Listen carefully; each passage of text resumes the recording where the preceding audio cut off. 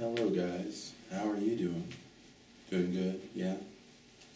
Little close tonight, and my voice is kind of raspy, so I thought I'd make it sensual. It's not working for you? Okay. So this is another segment of Q&A, guys. How have the questions been? Have you been liking them? Have any more questions I haven't answered? Keep asking them, and I will try my best to answer them. The first one comes from, again, disclaimer, I apologize if I mess up your name. Paulius, I'm not going to attempt the last name. I'm just going to call him Paulius M. Okay, that's where we're going to leave it at. And he asked, I need help choosing a tablet. I really appreciate help on the topic since I have, I need to make it quite fast. The problem is, don't really know what makes a tablet good, and so your requirements are, it would have the ability to upload videos fast, movies, songs, books, via USB from PC. Second ability is to read books, watch movies, and Wi-Fi connection. Please help, and price tag shouldn't surpass $400. Okay. So, a couple of things. The best one for under $400 would be the Nexus 10. That's right at $400. So, it's $399 for the 16 gig model. That would be the best one. You do have to get a third-party app, unfortunately, for the Nexus. I think it's called Nexus Importer, which costs, I believe, $1 to connect it to the computer through USB.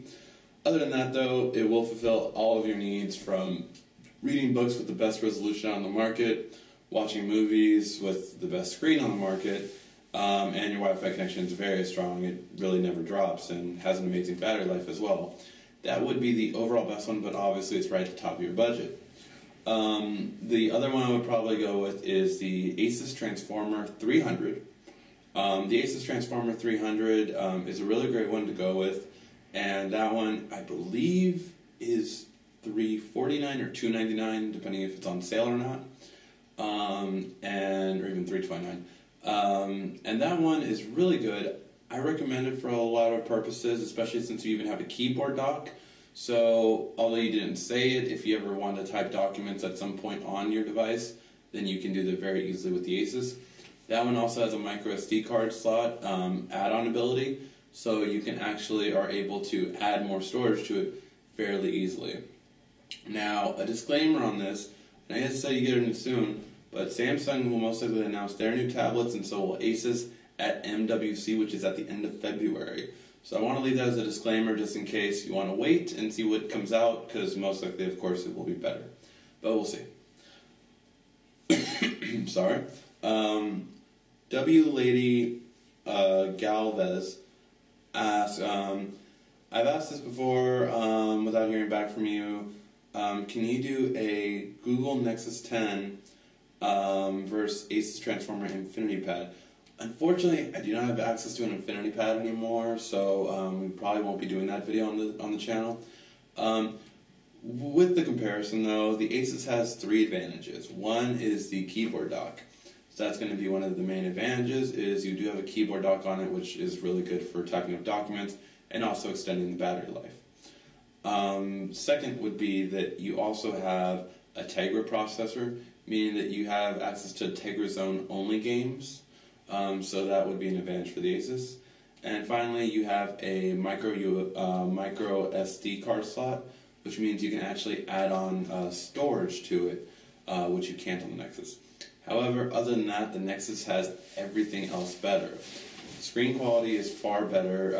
Not that the Infinity, of course, is a bad screen, it's a 1080p screen, but the Nexus 10 is just in a league of its own. Nothing compares to that screen, not even the iPad. It gets updates quicker, of course. It has a better processor and a better graphics card. It really does beat out the Asus in every other way except for those 3. So depending on where you fall onto, that would be which one you would want to go with.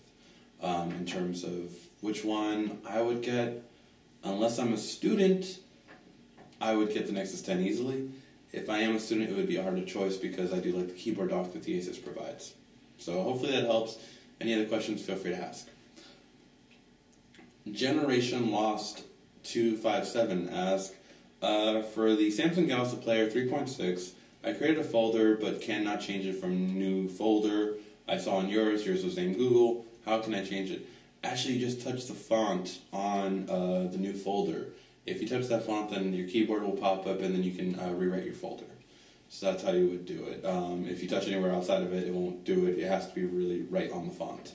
So just touch the font between, or on new folder, and then you'll see your keyboard pop up to change it. 916 Sim1 or Simon asks, could really use your advice. Watch several videos and trust your judgment. You advise me to they don't want to use their desktop anymore. Let's listen to music, watch YouTube tutorials throughout the day. I do check on my email once or twice. Download, read books and magazines. Need calendar, some kind of gadget to keep my day organized. Need a camera, would be able to take pictures of my finished work. Play Farmville, and would like to be able to play the game on a tablet. That's the tricky part. And don't really understand about the gigabyte, megapixel, all that other stuff. So based on what I've done, I don't have 700 for an iPad. So I need something that would do a need for not a lot of money. What would you recommend? Thank you so much. Alright, so we got a lot of different things here. So, first of all, it really sounds like productivity is your biggest thing. For that, I probably would go with the Note 10.1. It's the most productive and best for doing a lot of the business side of what you're doing, emails, calendar. On the Note 10.1, you can do split screen, so you can actually have your email and your calendar open at the same time, which is really nice, and I like it for that purpose. Reading books and YouTube and everything like that will look great. The sound quality is by far the best on the Note 10.1 over any other tablet on the market. In terms of Farmville, unfortunately, you can't really play it just because Facebook, on their website, they not only use Flash, they use a lot of things like Silverlight, which is not available on Android. So you can't really use Farmville. And when it has worked, because I have gotten it to work, it's choppy. It's just not enjoyable. There are plenty of games like Farmville. Unfortunately, of course, yes, that means you're doing a different farm and everything like that and all that kind of stuff. But I think it's actually called Farm Story, and it's available in the store. I would say it's actually better than Farmville from what I've seen. I don't play them myself, but when I've showed friends it, they actually end up liking it more than Farmville. So you be the judge, but that's the Note 10.1 is probably the one I would recommend, and that's around the $450 price point. However, if that's still too much, I would go with the Asus 300 that I recommended earlier. Really good at productivity, and again, you could have a keyboard dock as well to keep up with those kind of things. But overall, it sounds like the Asus would be the second best, and the Note 10.1 would be the top one for you. For productivity, I recommend the Note 10.1 over any other tablet. Chino09 asks on the Galaxy Admire 4G, this phone or the Attain? I have an Attain, broke it. I was thinking about buying it, and it cannot decide. So I would easily get the Admire 4G, much better battery life and less glitchy compared to the Attain. The Attain was a little bit more glitchy on Metro, so I do recommend the Admire 4G over it. You have a lot better experience, quicker, more built-in storage, and you have 4G. So it's just really good overall, and I would definitely recommend the Admire 4G over it. Kazaroa 1001 asks on the Wi-Fi Direct, can I beam stuff to Sony TV via Wi-Fi Direct? Because it has Wi-Fi Direct, but I just can't seem to beam things over to it. Okay, so this is how you would do it. You would go to Wi-Fi Direct on your tablet and try to connect to it on your Sony. When you try to connect to it on your TV, it should pop up something is attempting to connect to you. Would you like to accept? Yes or no. When you hit yes, then it will be active. On your Samsung device, then, when you're playing a video, you should see something, or a video or a photo, you should see something that it doesn't allow you to mirror it, it allows you to send it, kind of like DLNA did. So basically, it will just allow you to send the video to the device, but not actually mirror it at the same time. So that's how you can use Wi-Fi Direct with the Sony TV. It's not as seamless as with the Samsung TV and the Samsung tablet. It's just the way it is, unfortunately. Sony is going to come out with their own adapter shortly, which works off of Wi-Fi Direct, I believe, which is a dock for their new phones and their new tablets that will work through that process, and the TV you have is probably made to work with that for mirroring. But that's unfortunately what it is right now. Orlando? Instead of Orlando? Orlando 909 asks, I've had a lot of people actually ask this, that they have issues with the One Mobile Market installation on Kindle Fire HD. Another user pointed out, sorry, I forgot what name it was, to give them credit for it. Thank you, though. They basically pointed out that try turning it off and then turning it on, and then it should be able to open. But yeah, a lot of people have followed all the steps and it doesn't install, or it says cannot open the file. Do it step by step and then try resetting it and then try it, and then it's worked for most people. So try doing that. If it still doesn't work, let me see. It works for me. I tried installing it again and it worked fine. So I'm not sure why it's not working for you. But someone just reset it and then it worked fine. Melissa Lewis asks, on the Asus TF300 and or 700, do tablets come with a app that can do Word documents? Also, which tablet is better for video gaming pics and movies?